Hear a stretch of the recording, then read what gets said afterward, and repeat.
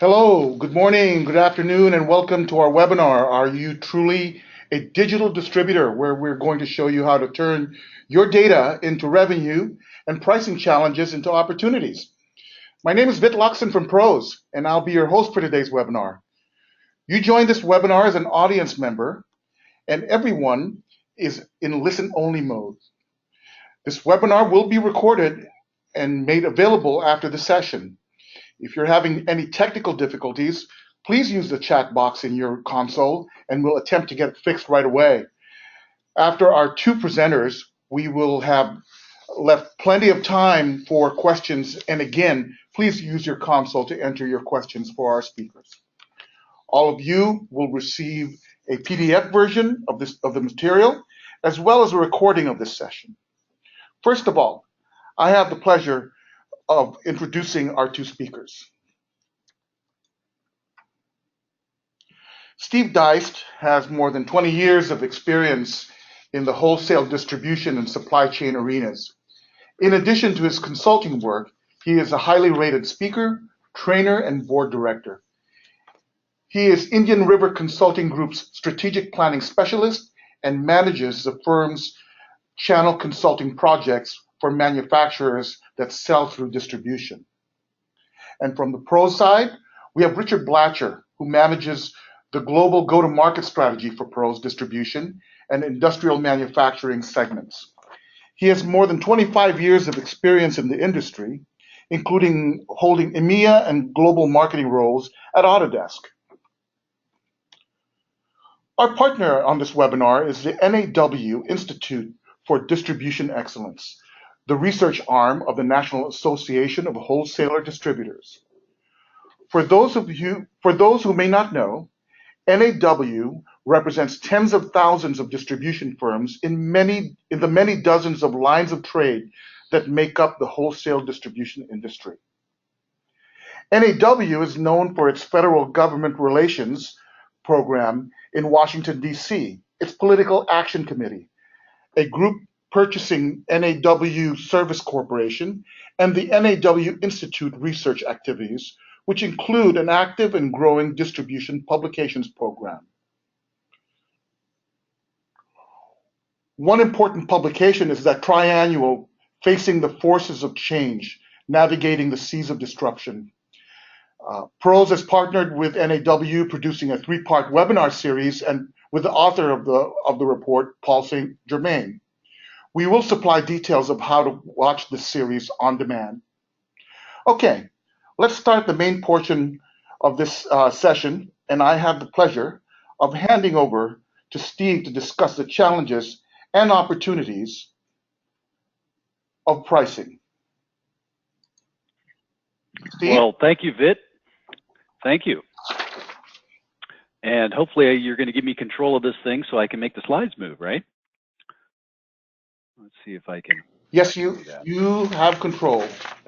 I have control. That's what I like more than anything, is having control.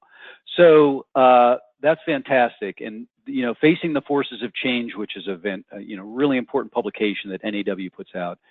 I think it's a great title, right? Because we're all facing the forces of change. We're all challenged with how we're going to adapt our businesses to this crazy new world that we live in, with all kinds of new competitors and new market dynamics. And I'm sure everyone on this call is looking at or confronting the need to become more of a digital distributor and to offer the types of services that the Amazons of the world have been offering for 10 years, because that's what our customers are more and more demanding from us. So I would imagine that most of you who are on the call, and by the way, thanks for being on the call. We're really glad you're here. But I would imagine that most of you realize that we have to move into this brave new world. We have to confront the new realities of our new customer expectations. And we know that a big piece of that reality and a big piece of what we have to confront is with our pricing practices, because one of the big differences between traditional distribution and what the new competitors are doing is in the whole pricing strategy, that the transparency of the pricing, the use of data to set pricing, and the unbundling of the traditional distributor pricing bundle. So I think most people realize that pricing is a very important piece, and I think most folks on this call intuitively know that improving their pricing processes is potentially worth a lot of money. I mean, if you get an extra point of margin, right, that drops straight to the bottom line, and obviously that's a really, really good thing. So on the one hand, pricing practices offer a huge opportunity for us. On the other hand, there's probably at least a little bit of anxiety that folks on this call are facing. And you know, when you're trying to do pricing and address it, address the current situation, the issue is, how do I go about doing it, right? How do I actually go about getting my pricing to reflect the new realities of my market? So part of what's going on is, yeah, there's a great opportunity, but this new world is a little bit different. We've got our manufacturers selling directly to our customers, in some cases through online catalogs. We're competing with people that we never thought we'd have to compete before. So we've got a lot of new things going on, and we're not really sure that we know how to approach this, how to address the new market challenges. So it's a little bit scary, I think, for a lot of distributors. Another issue that we've got is, I think, we're wondering whether we have the talent to bring into this game. So we look at the staff that we've developed over the years. We're very sales focused. We've got a lot of operations people, and we've developed our inside sales team and our outside sales team, and all of these structures that we've created are adapted to kind of a different world, right? They're adapted to the traditional distributor selling model. And in this world, we've got to have really good analytics, and we've got to have a lot of technologists, and we've got to be able to deal with multiple channels. And so there's all kinds of new things that we're facing, and we probably are wondering whether we have the talent that we need as an organization to really take advantage of the opportunity. There are also a lot of risks. And I'm going to stop for just a second because for some reason I'm not able to make well, there we go. Now I'm making it work. It's just a little bit slow for me. So there's also a lot of risks. I mean, everybody knows that pricing and the evolution to a digital distributor, and pricing specifically, carries a lot of risks. Pricing projects are notorious for gaining some margin in the short term and then alienating customers and losing margin in the long term. Because what often happens is that we find that we can make some tactical adjustments where we can increase pricing, and all customers, they don't notice that right away. There's an old saying that says all prices are perfectly inelastic in the short term, meaning that you can change a price and people won't necessarily adjust to it right away, but pricing is almost perfectly elastic in the long term, which means over time people start to realize where they get good pricing and where they don't, and they may leave you, they may fire you without even telling you. So there's a lot of risk, there's a lot of cost, there's a lot of customer service risk and market risk in addressing these pricing opportunities. And then the other big piece that most distributors face when they're confronting the need to become a digital distributor and implement some of these more modern pricing practices is really the sales team, right? Traditionally, sales guys have had a big role in setting pricing, and the sales team, often is involved in overrides and deciding what the market is, and they are also the ones who control the relationship with the customer. And so there's often some pushback in pricing projects from the sales team, and they're worried about their commission, and they're worried about their customers and their customer relationship, and sometimes what the sales guys need or want and what the company needs to do are two different things. So there's a lot of risk, and it's a very new world. And I think fundamentally what I've seen with distributors confronting the need to improve their pricing practices is they sometimes struggle with the question of, where do I begin? I mean, it's really daunting. I don't know if I have the right people. It's a very different world. Where do I begin? Which foot do I put in front of the other? So today, Richard and I are going to try to help you understand where to begin and how to start that process. And I think it's very important that everybody on the call recognizes that there are a lot of very successful distributors out there who have already started and gone down this journey. There are distributors who have best-in-class pricing practices. They are winning in this game. They're making more money than they've ever made, and they're actually improving their competitive position. They're not just reacting to the market forces, they're getting out in front of it. So there is a way to do it. You can succeed. You've got to put some effort and some thought into it, but you should all feel, everybody on this call should feel that there's a great opportunity. So this guy looks kind of scared, which might be the way you're thinking right now or you're feeling right now. Hopefully by the end of the webinar, you're going to look much less anxious. So what are the steps? Great. How do you begin this? Where do you start? Well, the first step is to really understand where you are, what you're currently doing. What's your present situation?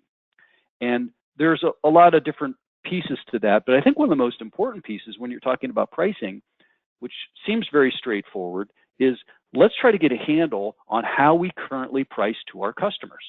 And I'm always amazed that when we do strategy projects or pricing projects, it's actually pretty rare that a distributor starting out can answer that simple question. So this chart shows, and this is obviously just an example, it's not meant to be a average or typical or a benchmark, but let's imagine that we did an analysis of your pricing, and this is what the results were. So the chart, the bar chart on the left shows the portion of order lines that are priced using different methods. And the bar on the right shows the percentage of sales dollars that are priced at those same, using those same methods. So the baby blue portion says this is all the business that we priced using our standard pricing matrix or our standard pricing column. So the customer emails in his order or makes a phone call, we look up the customer grouping and the product that he's buying, and there's a matrix that says that guy should be paying 37% below list, or 32% above cost, or whatever it does, and that's the price we give them, and we sell at that price, and that's a pretty standard thing. But then we've got some customers that buy on a special contract, so a one-time deal or a quote or something, and we've got customers that have exceptions set up. So we have exception pricing set up so that every time this customer calls, instead of getting the 37% discount, he gets the 42% discount because somebody has determined that he needs that.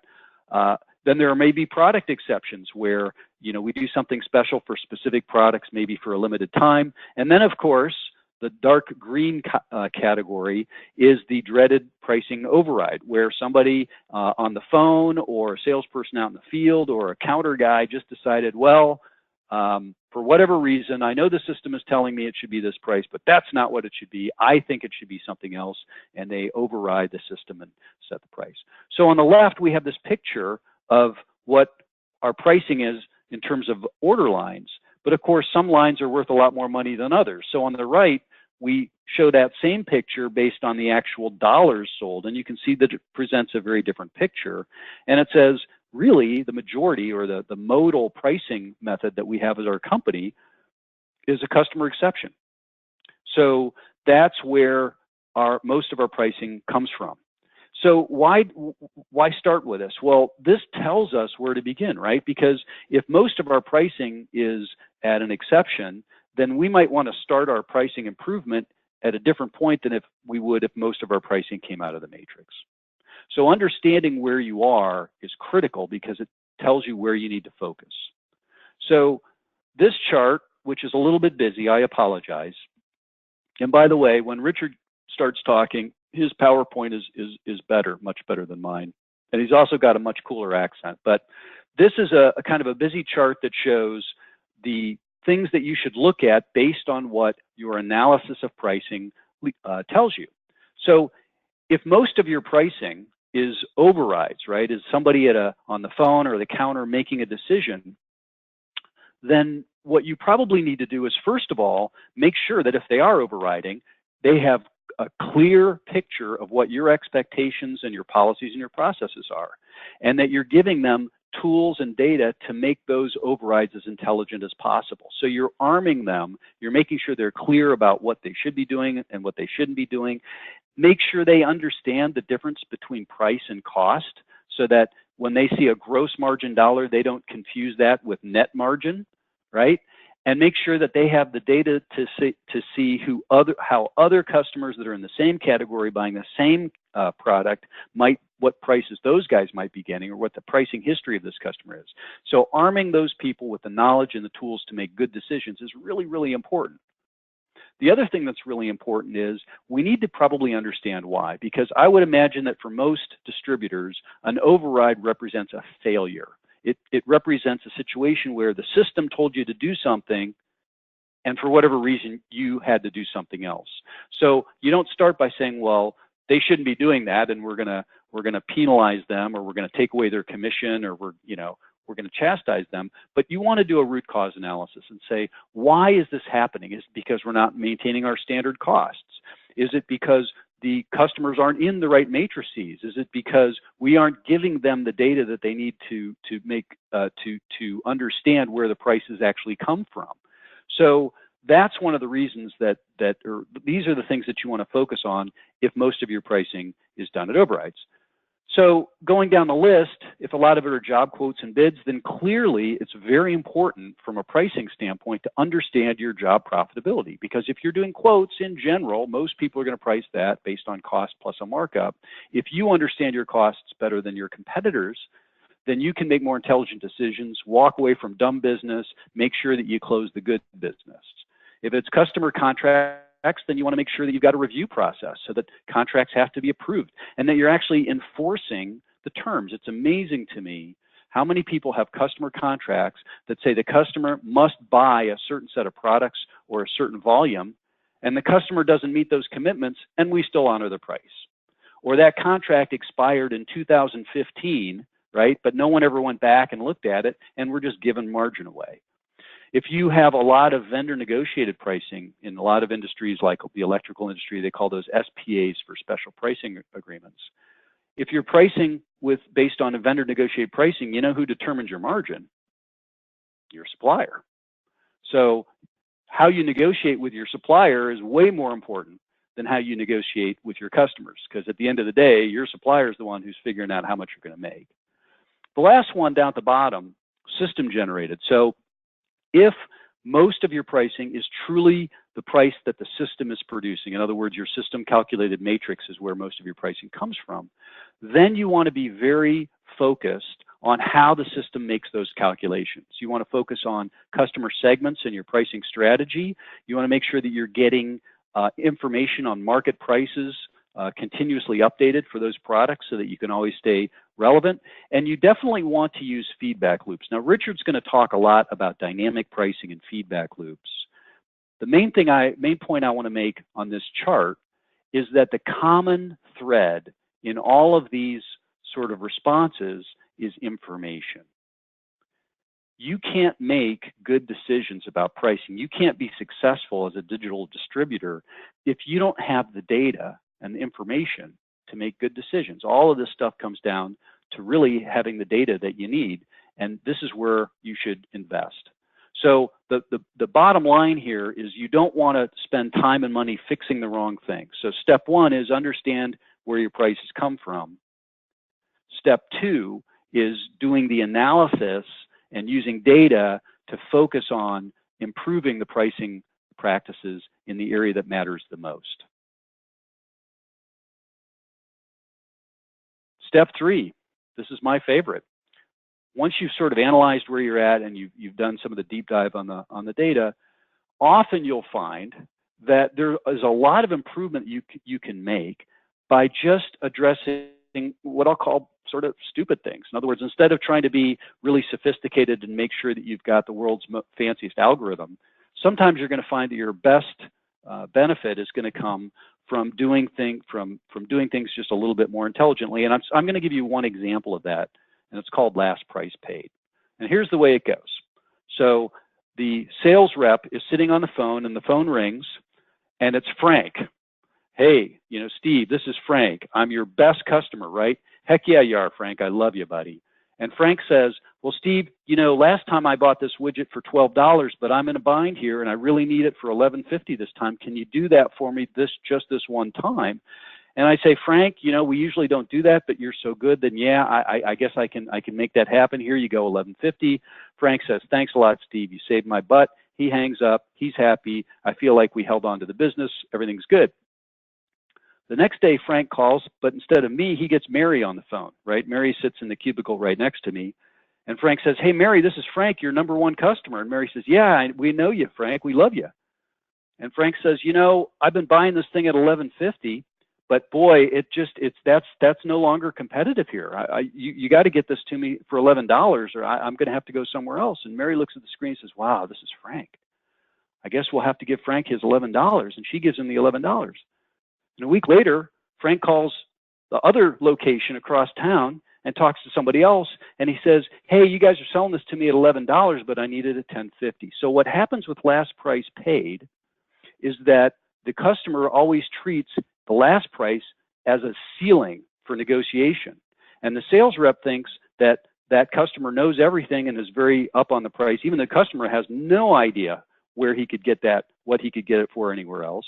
But it becomes this one-way ratchet where the last price that was paid by the customer becomes the ceiling, and he negotiates down from there. So it becomes a one-way ratchet, a downward spiral, where your margins just erode over time. And on Google Images, when I tried to pull up an image for a downward spiral, and this is the truth, on the very first page, it came up with a picture of the Cleveland Browns. So I'm from Cleveland, and I found that very disturbing, but I got the arrow anyway. But the point of this is that what we're doing here with last price paid is the exact opposite of what a digital distributor needs to do. It's taking that customer intimacy that should be one of the strengths of wholesale distributors and making it a weakness by having the customer use that intimacy and use that relationship, frankly, against us, because we don't have the data to be able to make good decisions. So it's not enough to have that customer relationship and understand our customers and have that insight. We have to have market data and system data to make good decisions. We have to have both. And if we do have both, it can get pretty exciting. But if we don't have both, we're going to be probably out of business.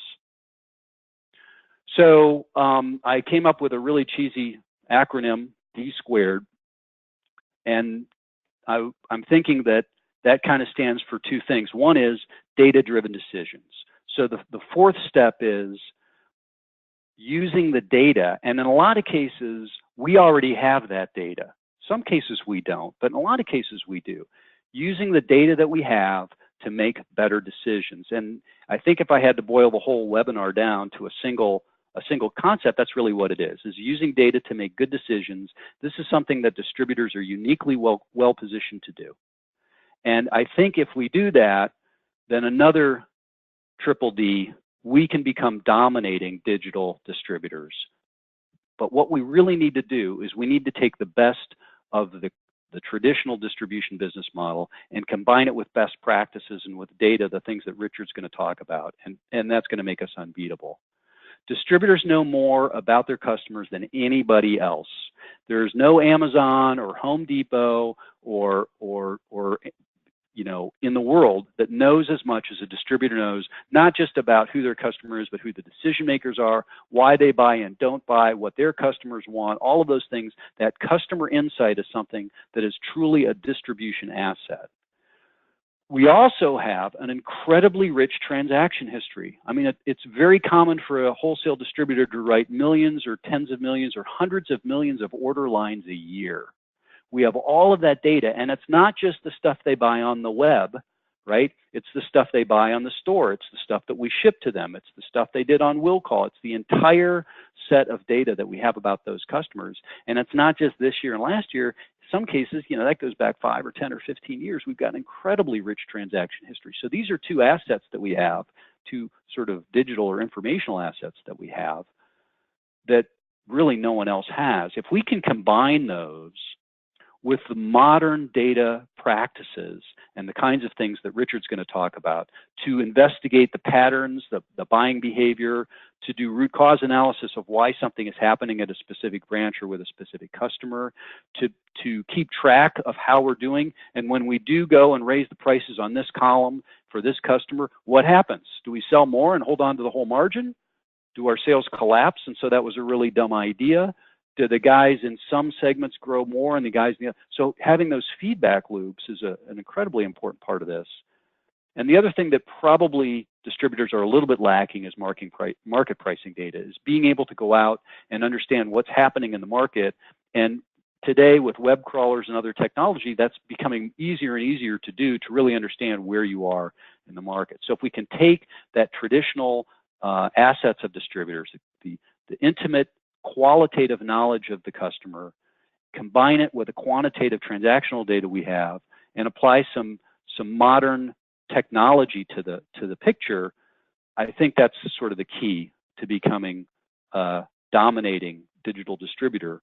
And it's something that I hope that everybody on this call is able to do. It's not a mysterious thing. It takes some work and it takes some money, but Richard's going to help you understand a little more about how that actually works. So I'm hoping that you can take this control of the PowerPoint away, and all this technology is going to work really smoothly. Well, thank you, Steve. At this point, I'm going to hand over the ball to Richard Blatcher here. Ladies and gentlemen, Mr. Richard Blatcher. Thank you, Vit. Thank you, Steve, so much for your very interesting insights and recommendations and information. I do have one issue, though. I don't think I do have the cooler accent. I think you definitely have the cooler accent. So we'll have to agree to disagree on that one. Hello, everybody, and thank you again, as Steve and Vit mentioned, for attending this webinar. I think with Steve talking so much about this scary new world and, the need to focus on the right things and understand the situation that you're in, I couldn't agree more about the making decisions and this data-driven approach. So what I wanted to do was just take a few minutes to dig into some data to give you some real-world data and some up-to-the-minute examples of what that scary competition is, what is that scary new world, what can we do, and some real-life examples of where distributors have gained visibility, done that analysis that Steve has so eloquently talked about, and then made a change to introduce this kind of dynamic pricing and this feedback loop mechanism into its processes and its pricing strategy, and then having a direct subsequent effect on growth and, most importantly, margins. So we all talk about Amazon, but when you actually start to peel away the layers, it's very, very interesting. We all know that they very quickly surpassed that $1 billion in sales, growing at a rate of 20% month on month. What's really interesting is there tends to be a perception that they're not really offering the products that we're offering as a distributor. There may be low quality products, there may be different products, there may be grey import products. But that's not actually the case, because the real growth is in those products itself that is offering in that industrial business to business environment. And you can see that in the last year, it's nearly doubled the amount of products that are listed. And then if you actually dig down, and I'm just using an example of the industrial space being electrical distribution, and taking 3 product categories in the control and instrumentation space. If you look at connectors or conduit or switches and push buttons, you can see that if we take the big 4 electrical distributors and quantify the amount of products that they are listing and selling, compare that to those same products or what Amazon are listing and selling, it's a pretty interesting contrast, where you can see that in switches, it's 500,000 compared to 200, conduit, it's 2,000 compared to 50,000, etc. And then if you dig down even further, then you can see that, and Steve mentioned this earlier, with manufacturers selling more and more directly and more through those third-party online sites, you can see here that, again, if you compare the number of manufacturers that are represented by those big 4, and then that Amazon represents, there is a delta, but it's a very small delta. Amazon are only missing 14 of those 120 manufacturers. So, of course, something else that Steve talked about is just the dynamic pricing that is just going on in that market, and it leads to an element of volatility and an element of opportunity at the same time. So if you then dig down to, and let's just take one example of those products that I mentioned earlier that is offered by a distributor, and you'll see on that bottom graph that the blue represents the distribution price, and the green represents the Amazon price. And you can see quite a bit of variance and a lot of changes over the last 12 months. What you can also see is that Amazon are also bleeding into those high margin add-on services, which Steve and a lot of his colleagues in the NAW have talked about as far as a real route to higher margins. Amazon are in there, so you have an option to add on the installation, which puts that profit up.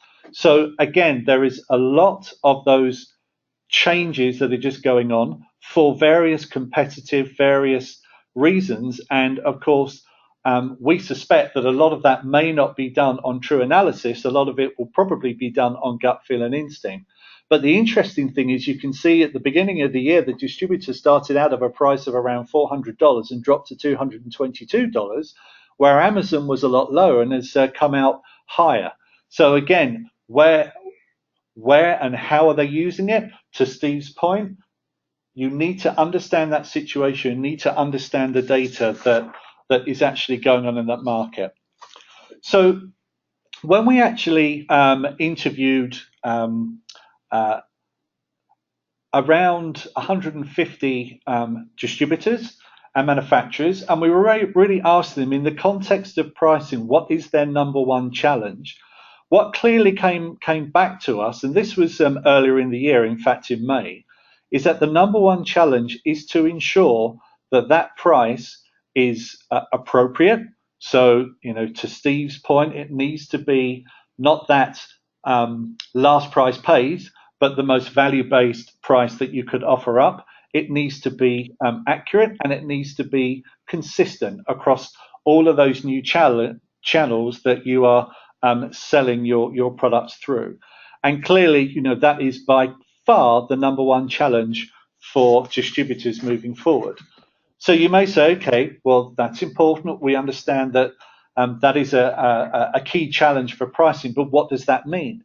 And I think what Steve and I have often talked about, and Steve mentioned before, that kind of 1% rule. If you look at a study that Deloitte have done, if you just do a 1% improvement in costs or sales or price, it's price that has the biggest direct impact on your operating profit. And you can see that just by improving fixed costs by 1% has a 2.6% effect on operating profit, yet it's dramatically more with price being over a 12% effect.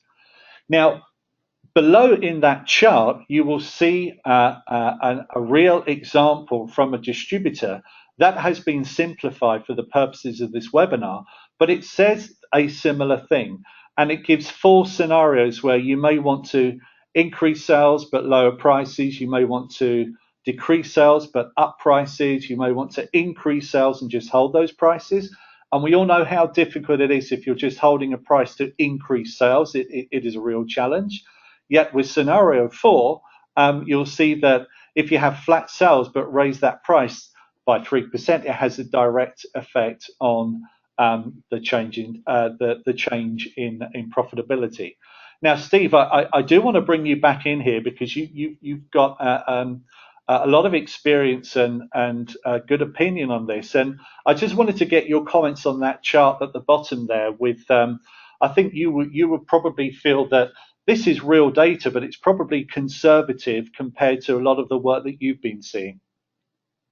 Yeah, I would. I agree that you and I've talked about this a little bit, but I think you're being extremely conservative, and I'm sort of like a nun on Sunday conservative, because for most distributors, we fight in this business to go from a 3% to a 4% return on sales, or a 4% to a 5% return on sales. So our net profitability is typically pretty low.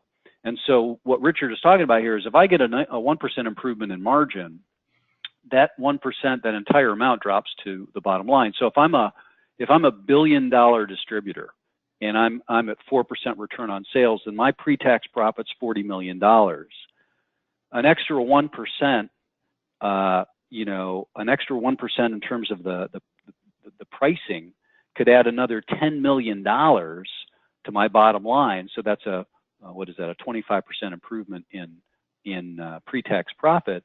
More important than that is that if I'm a $1 billion distributor, to get an extra 10 million by just selling more, I mean, I might have to double my revenue to get that because I've got so many expenses. Yeah, the gross margin is one piece of it, but then I still have to pay my salespeople and my warehouses and my accounting staff and all the rest of it. So when I grow from 1 billion to 2 billion, my expenses go up a lot too. So I would make the case that Richard is being very conservative here in his estimates, and I think most folks on the call would be salivating over putting an extra 1% of their revenue right on the bottom line, right on their pre-tax profit line. So it's very compelling, Richard. It's very compelling. Thank you, Steve. So let's dig down even further. So I just want to give you guys a real live example of when a distributor in the industrial space actually looked into gain visibility into what was actually going on with that price setting, with that kind of having, frankly, a pretty kind of simplistic matrix, a pretty manual one-way process from setting that price and sending it out to a branch and seeing what's actually going on. And this is a real life example. So you can see here that on the right-hand side in the chart, it is showing you the different segments of pricing. So on the left, you've got that kind of the two columns as far as the regional and the walk-in, which are effectively, as you earlier described, those kind of list prices. And then there are different prices for small and large contractors. And then obviously there's always a set of others which may have different circumstances depending on some of the regional and competitive variations. However, you mentioned the O word earlier on in the webinar, which is the dreaded overrides. When they started to lift up the stones and look at that process, because of that kind of manual, one-way, static process, the salespeople were using a lot of manual tools. You can see that 55% of those transactions that were going on were overridden and further discounted from that lowest price that is already out there. So what does that mean from an effect of, again, your description on what does that mean to profitability, to margin? So the impact of this real life example is if you think about this kind of static way of working, those manual processes and tools that the corporate office and the branches and the salespeople, those national account managers are working on, that equates to every minute, every hour, every day, every month that you're working that way, you are leaking on average 2 to 3% of margin by working in that way. So it is really Richard, can I interrupt you for a second? Oh, please do, Steve. Please. I guess I already have, so it's pointless to ask. So the 55%, when you work in a lot of industries, and distribution is one of them. It's a very big one for you guys. When you saw the 55%, I mean, did that surprise you? Was that something that you were expecting to see? That 55% of the time somebody just kind of pulls it out of the air? Not when distributors are working with those type of more traditional processes and approach. That is, again, I love the way that you said that original chart that I had was conservative. I would say that some of those overrides are pretty conservative. I would say that a large amount of those overrides always happens when you're working in that manual way. So no, we're never surprised, but I think distributors are often very surprised because, of course, to your earlier point, they would often not have access to the data or have that visibility because the price goes out, the override happens, and often there's just no feedback mechanism. So even if it's overridden, did it win? Did that transaction actually take place? Did it win the business? Did it win a good share of wallet from that customer, or did he go and buy 90% more from a competitor? Unless you have that feedback mechanism, you can't really see whether that's a surprise or not. Yeah. Well, I will tell you that in some of the projects that I've worked with, it's interesting when you don't have the data and everybody has an opinion, they usually believe that they've got a lot more control over the process than they really have. And when you do you actually get the information, you get the data, and you put it on a chart like this, and it's pretty stark. A lot of times the one in the room who's most surprised is the CEO, who just about falls off the back of his chair. Well, that's right, and a lot of my colleagues that engage with these type of projects of introducing that kind of dynamic pricing approach, that's exactly the reaction they had. But I will always be a proponent of the data tells the story. So you move from opinion and perception to reality, and we would actually stand behind this 2 to 3% margin leakage. That is an average across a lot of the customers that we've worked with. And I've got an example coming up which shows you kind of the after. Once introducing this new approach, you can see some of the real results that distributor received. So just moving on to the next slide. And thank you for those comments, Steve. It's really interesting insights. Really what both Steve and I are saying is that to be truly a digital distributor, part of the initiatives and part of your strategy obviously needs to be using and improving and going to that value-based pricing approach, to have that dynamic pricing approach, and to have that feedback and that feedback loop mechanism. But the way that we will probably boil it down is, if you think of the old traditional way of distributors conducting commerce, we've talked about a lot of you end up working on guesswork, on instinct, on slow manual processes where the branches really just can't react to the situation. They can't go out there with the appropriate price, and you've got all of those overrides going on. If you introduce, and we like to use the term, a modern commerce approach, then of course what that enables the branch to do is to be much more proactive, be much more in control, have that information which is based on data, it is based on machine learning, it is based on real science. It's no guesswork. It's based on a huge number of data and algorithms and analytics.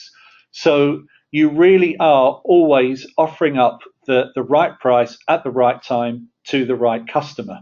So I mentioned earlier the example, and you saw the kind of the distributor, and this is my last kind of slide and example, is you remember the traditional approach. So you've got those 55% of overrides going on. You've got that kind of that behavior that's going on out in the branches. Now, when you look at the actual results that distributor received, piloted in 8 branches initially, and in just 3 months, there was a direct improvement on margin of 240 basis points.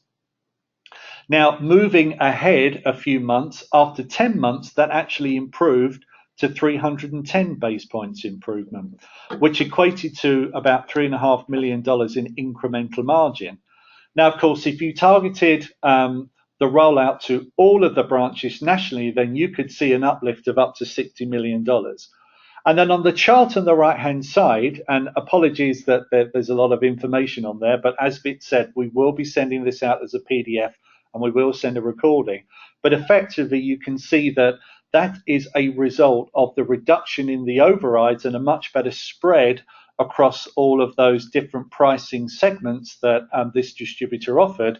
So you just get a better spread, you're offering a better price, you're reducing the overrides because you're getting the branches much more informed and in control, and you're setting those prices based on actual data rather than guesswork, and it has a direct effect on the bottom line because as I've stressed before, and as Steve, you've mentioned, this is a real life example. And this is what we see time and time again, where we work with a hospitality distributor, where they've improved by nearly $4 million in incremental revenue within a couple of months. We've worked with other industrial distributors, and when you look at the improvement in base points, it's always around that 200, 300, 350 base points, and they get those results very, very quickly.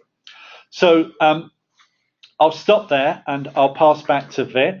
And just wanted to say that We have received some questions, but if you'd like to ask a question yourself, there is a panel on the right-hand side, and do please type in your question, and then Steve and I will do our best to answer those in the last 15 minutes of this webinar. So thank you, Steve. Thank you, Vet, and I'll pass back to you. Thank you, Richard. We do have a lot of questions. It's been a pretty active chat panel here, and I will I will raise these questions in the order in which they have arrived.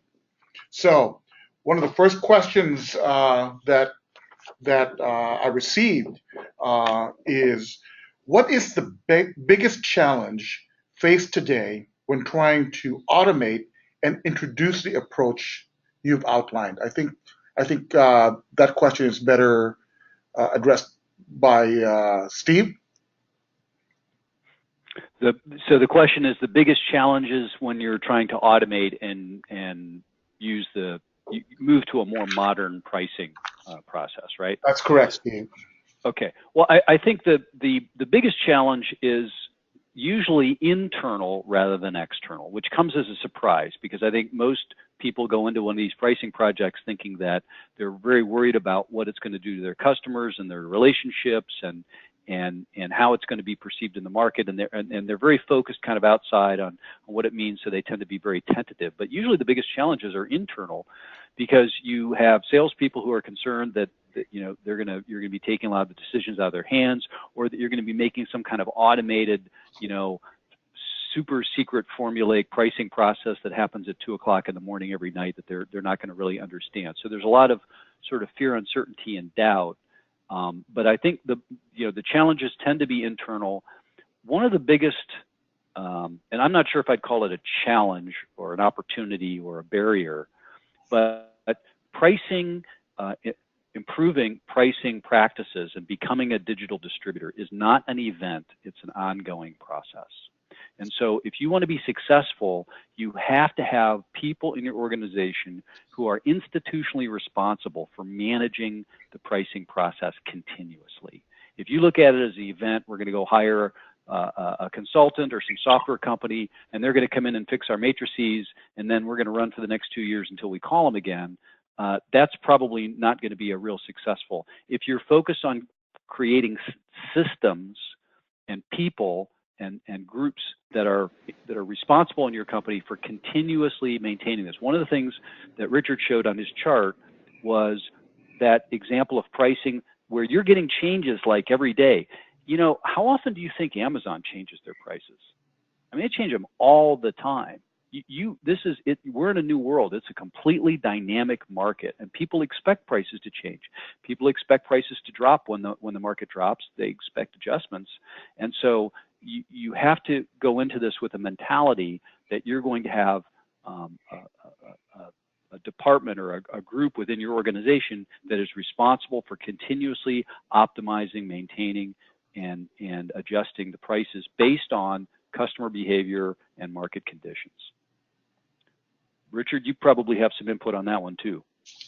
Yeah, I would entirely agree, Steve. I think that in my view, all I would add to that is just to reiterate your point that I believe the biggest challenge faced today when you are trying to introduce that approach or to use technology to automate that process of their approach, unless you have buy-in and unless you get buy-in from all of the relevant stakeholders within the distribution business, then I think it's very difficult to do it successfully. So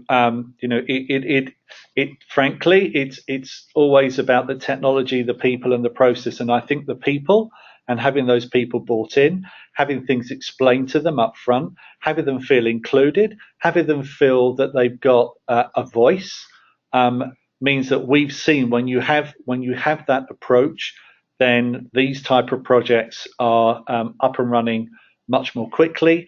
They're adopted more widely, and the success are more quickly. All right. Well, thank you, gentlemen, for that response. The next question that I see here is, how do I get my counter guy or sales guy out of this traditional habit, for example, change their behavior? Richard, you want to start off with that? Sure, Vic. Yeah, that's a really interesting question. I think it's also linked to the previous question around the biggest challenge. My view is that if you want the counter guy or the account manager or the sales guy to move away from that traditional behavior, then show and prove what you are talking about. Because if they can see an improvement in their numbers, if they can see an improvement in their branch results, if you can show some real world examples to them, make them feel included, make them feel a stakeholder, then I believe that will change behavior, because human beings tend to change once they either feel pain or see results directly. Steve, I don't know if you want to add anything to that. Well, I think you're spot on, and data is a great anecdote. A great antidote to anecdote. So people have these, they've been in the business for a long time. They've been working with the same customer sets. They've seen a lot. They tend to be sort of skeptical. And when you let people continue to have, beliefs that might not be supported by the data or the facts, then it's very hard to convince them. It's very hard to get somebody to change. I mean, if I believe in that, that the full moon makes my dog howl and I don't have any data to tell me otherwise, then I'm just going to continue with that superstitious belief, and nothing's going to change.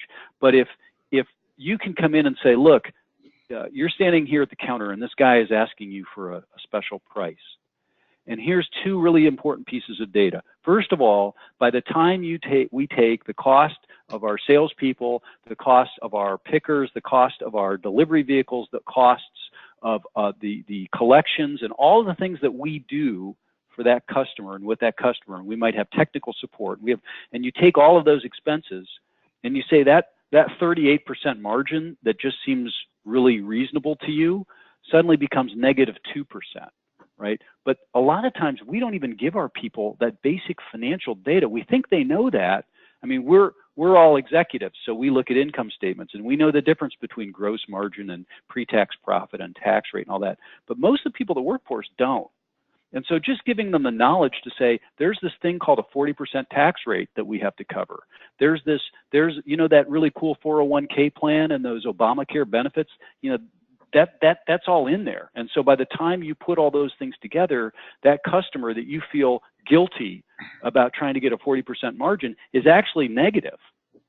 The other piece of data that's really important, that's very helpful, I think, with salespeople is, again, I got this customer and he's coming in and he's at 35 and he wants to get to 32 or whatever that number is.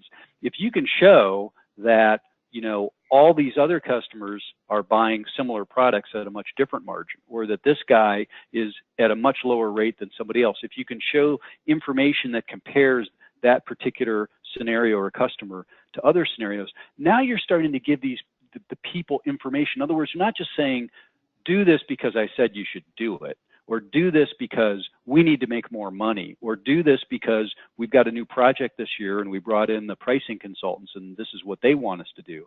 None of those really speak to the frontline people. But if you can show them data to say, this is how it affects our business on a day-to-day basis, and this is how this customer performs or scores in terms of what we do for them and what they do for us, and this is how you can compare this situation to other situations. Maybe you show them what other branches are doing, right? And what a similar product to a similar customer would sell for. And now you're giving them information. You're not saying, you got to do this or I'm going to be really upset. You're saying, here's the same information that we're looking at here at the home office, and this is the decision that we'd make if we were looking at this data. So let me give you the same information and see if you come to the same decisions. And 9 times out of 10 they do, because they want to do a good job. They want to be successful. They want to treat their customers well, but they also want to work for a growing, profitable company. And a lot of times you find that they're not doing something not because they don't want to or they're not sufficiently motivated. We just haven't given them the facts to make a good decision. Thank you, Steve. I have another, the next question here that on my console is, what size operation would realistically be able to staff the process? You want to have Steve start with that, Richard? Steve? Any size. Look, in today's world, having somebody needs to be institutionally responsible for managing pricing. Now, if you've got 2 people in your organization, then that might be, 1/4 or 10% of one of those 2 people's times. And if you've got 10,000 people in your organization, then that might be 10 people or 20 people. But there has to be, you cannot be successful in this day and age. Certainly you can't be successful if you're not digital, and you can't be a successful digital distributor if you don't have some resource and processes devoted to the pricing process. So my answer is I don't think there's any size. I mean, it used to be that small guys competed with small guys and big guys competed with big guys, but right now Amazon's eating into everybody's lunch. I don't care how small you are. I guarantee you that your customers are buying some of the stuff that you sell on Amazon or other websites right now. So if you aren't paying attention in some form or fashion to the way you're doing pricing, then I don't think the prospects for your survival are all that good. Yeah, and thank you, Steve. I would absolutely echo that. And you brought it up very early on in your presentation where you said about focus on the right things. So we've seen the companies that we work with, our customers, have had small operations, large operations. That the key thing is anyone that if you want to work on this type of initiative and introduce this approach, you need to have the right people focusing on the right things. So we've seen individuals focus 100% on driving the project with buy-in from those other important stakeholders, and they get it up and running and start to see results in as quick as 30 days.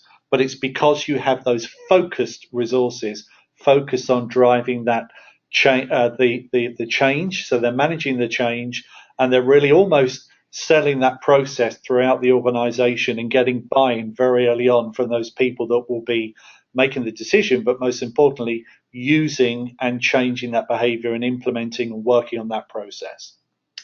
Thank you, gentlemen. So we are right at the hour, but I'd like to be able to squeeze in just one more question because there's a lot of questions here. I think I'll direct this to Richard first. So please, can you connect the dots back to Amazon? Is this all I have to do, change my pricing? Short answer is no, absolutely not. I mean, it has to be part of, and it is normally part of an initiative which is driven by wanting to introduce a modern commerce buying experience. It may be introducing commercial excellence. It may be a larger initiative to improve margin.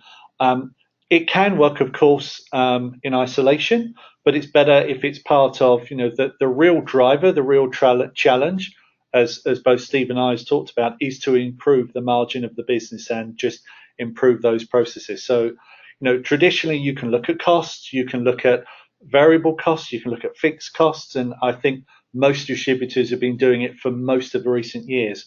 But this is a new way of working, which should be part of those business level initiatives that go on with distributors. Steve?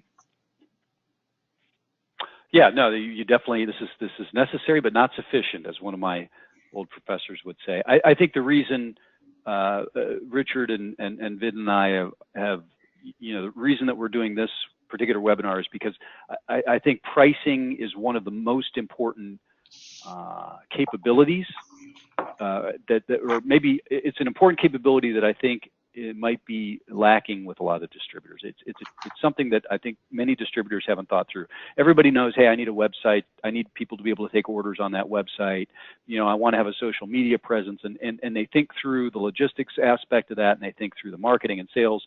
But a lot of folks have not yet confronted the pricing aspect, which is a really, really important piece of that. And so we're not trying to imply by this webinar that this is all you have to do, but I think this is an area that has not been addressed very often or very well. So that's kind of why we've been focusing on pricing this hour. Thank you, gentlemen. There's like a half a dozen more questions here, and what I'd like to do is I will send these questions to both of you gentlemen so that we can respond to individuals accordingly. And again, thank you for the very active Q&A session that we had just now. So, If you're not already a member of the NAW but would like to know more, please visit www.naw.org and click on the membership tab. Also, please visit Indian River Consulting's website for more information on their services, ircg.com. And not last but not least, on the PROS website, you'll find a couple of interesting ebooks, including a study from Forrester Research discussing how to introduce a modern commerce approach. So, on behalf of PROS, Indian River Consulting, NAW, and the NAW Institute, I thank you very much for participating in today's webinar. This concludes our webinar, and have a great day. Thank you for joining.